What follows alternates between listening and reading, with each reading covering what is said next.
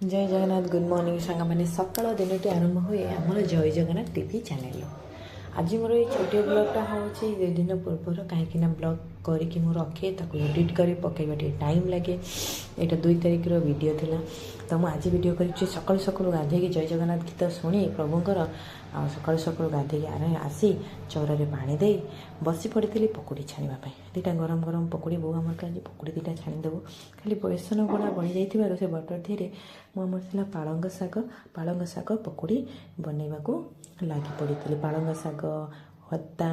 कुनी कुनी कर पियाज कंचा लका गोल भल भाव में बटरटे बनई से बटर दुटा पालंग शाग पियाजी बनवाक लगी हाँ सांग मैंने आपको से केमी लगे कौन खाइबा आमर तो पालंग शाग पकुड़ी को गरम गरम चाह बहुत टेस्टी था। यही छुट्टी दिन शनिवार गुड़ाक मोर ये छोट मोट कम थाए जहाँ बाहर जिनस न मगाई घरे बने समस्त को खाइबा दे यही हूँ मोर लास्ट फिनिशिंग सादा पियाज पकुड़ी को आ पालंग शाग पकुड़ी बहुत यमी और टेस्टी थिला एकदम स्क्रिपी थिला। हाँ सांगे मैंने आपको कौन खाया भल लगे मत कमेंट्स रे करेंगे। मुझे रोचे जय जगन्नाथ बाय बाय।